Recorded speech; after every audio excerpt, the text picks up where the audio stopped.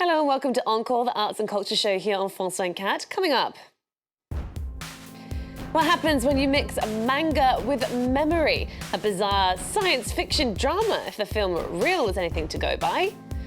Plus, the high price of love. We take a look at the film The Best Offer, which sees a know-it-all auctioneer fall for an unattainable beauty. And when you hear the word gigolo, you probably think of sex and money, but hold that thought. John Turturro shows us it's not always that straightforward. Our cinema critic Lisa Nesselson is here to give us her take on all these films, so let's get started.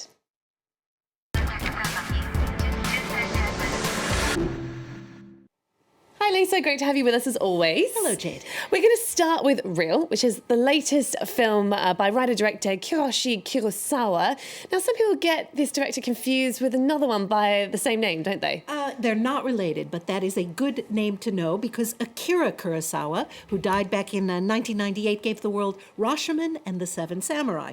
You know, if your name happens to be Susie Tarantino or Bob Fellini and you want to be a film director, it must be annoying that your last name is already sort of taken, yeah. Anyway, Real is a movie about memory that I didn't find all that memorable. It's got some creepy elements and a potentially interesting premise. When a woman who draws comic books ends up in a coma because of a suicide attempt, her boyfriend enters her consciousness via a special device in a clinic. Let's watch. ここは現実じゃない。意識の中だ。センシングという特別な方法で直接渥美の意識にコンタクトしてるんだ。渥美さんが1年前に自殺未遂した理由に触れるのは辛いことでしょう。仮想と現実が崩壊する中で真実を知った時、二人の愛は奇跡を起こせるのか。ありがとう。リアル、完全なる首長竜の日。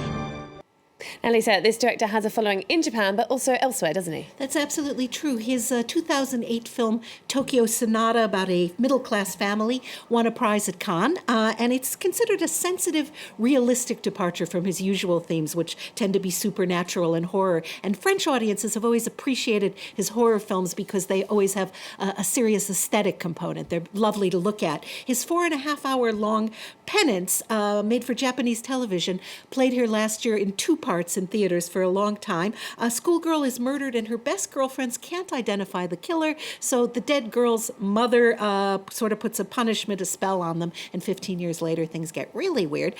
Kurosawa is definitely interested in the effect traumatic events can have on young people and how they cope with guilt and grief. France 24 spoke to Kurosawa about the role of his generation. He was born in 1955 as compared to the young protagonists. Characters in my movies have possibly experienced dark moments in their lives, although heroes often are very young, just like in Real, where they are in their 20s. As a consequence, I always imagine endings that allow us to look forward. I did that 10 years ago in Cairo. In this film, a young couple survived to the complete destruction of Tokyo. In doing so, I wanted to say that if there is no hope anymore for my generation, the future is still full of possibilities for young people, no matter what they have experienced in the past. It's encouraging to know there's always hope for the next generation. Well, the next 2 films we'll be discussing are more geared towards adults. Out this week in France is the first English-language film by Giuseppe Tornatore, who gave us Cinema Paradiso in 1988. It's called The Best Offer, and it stars Geoffrey Rush. I really, really enjoyed this film, which was a major hit in Italy. Nobody likes an expert who's too sure of him or herself, and Geoffrey Rush is absolutely perfect as such a person. Virgil Oldman, a fastidious auctioneer with a very trained eye for the value of paintings and antiques, and a very cold heart when it comes to human interactions. He really gets along better with artwork. He wears gloves so as not to have to touch any people, but for the first time in his orderly life, he finds himself eager to reach out when a mysterious woman telephones, asking him to evaluate the contents of a mansion she's just inherited. Let's watch. I would like to have a, what's the word? Valuation.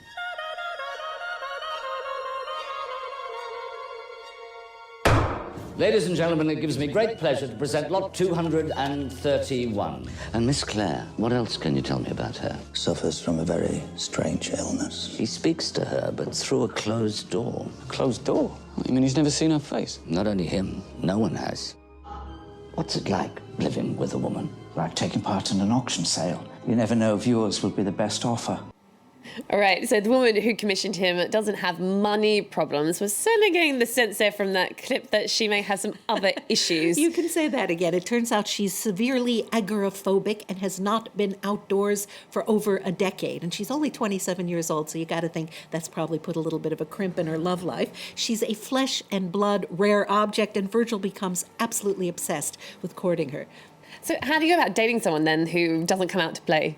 Well, she gets tips from Robert, a man in his 30s who has a knack for repairing almost anything mechanical, and he gets pointers from a certain Billy, played by Donald Sutherland. Billy and Virgil have been conspiring together for years so that Virgil himself can siphon off priceless portraits of women. Virgil underevaluates them, Billy bids on them, and then the hammer falls suspiciously fast and he gets them. Some viewers may guess where this is all headed before the final twists, but it is a fun roller coaster ride through luxury, fraud, romance, and the power of art. And I'd like to point out that the incredibly prolific, insanely talented Italian composer Ennio Morricone won the European Film Award for Best Musical Score for his wonderful contribution to this film. It certainly was a wonderful musical score. Well, people of a certain age will do for affection and a friendly ear. It's also at the heart of an American independent film called Fading Gigolo. The movie has a surprising cast, including Woody Allen, Sharon Stone, and Frances own Vanessa Paradis, doesn't it, Lisa? It does, and this is another movie I really like. Fading Gigolo is out first here in France, then in the UK. It comes out at the end of May in the US. John Turturro has been acting for over 30 years. He's in 9 of Spike Lee's movies and I think 4 films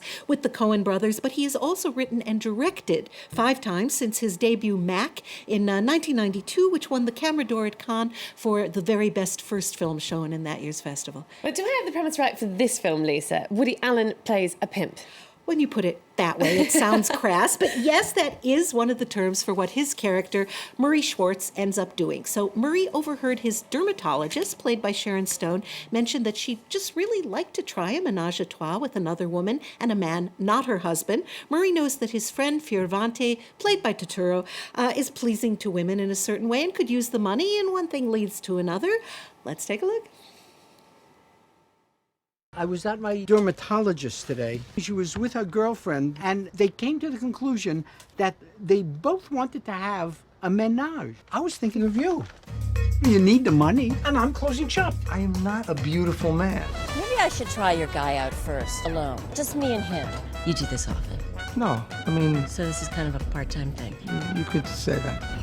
Is he Jewish? Jewish? Yeah. So this is what you do? You bring magic to the lonely. Tell us about the cast, Lisa. I was surprised to see Woody Allen as an actor for hire.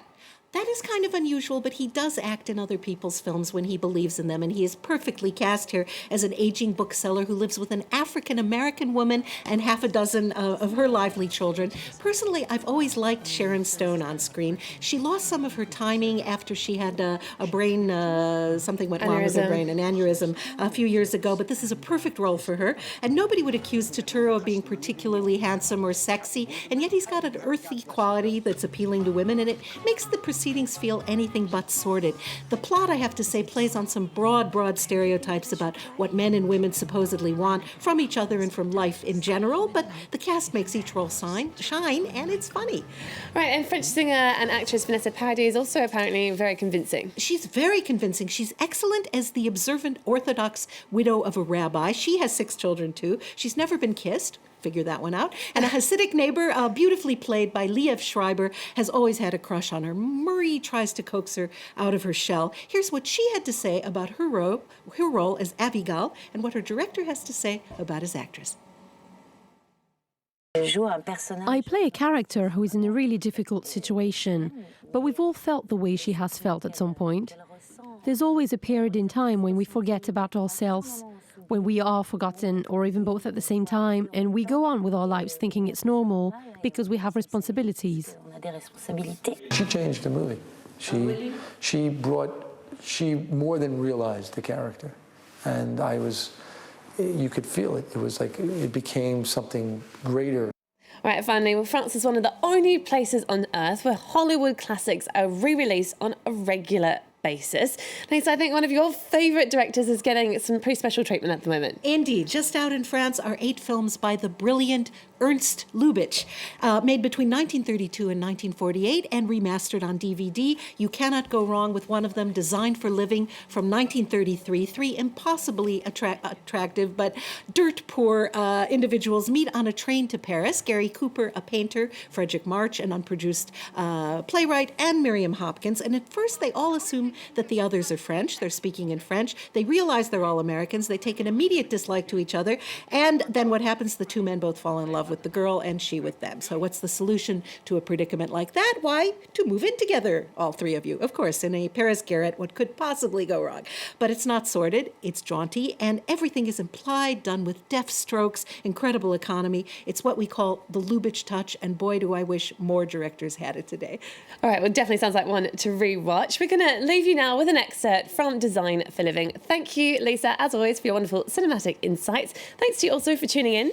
Don't forget you can get more movie and culture news on our social networks. Until next time, it's Curtain Fall. I'm going to be a mother of the arts.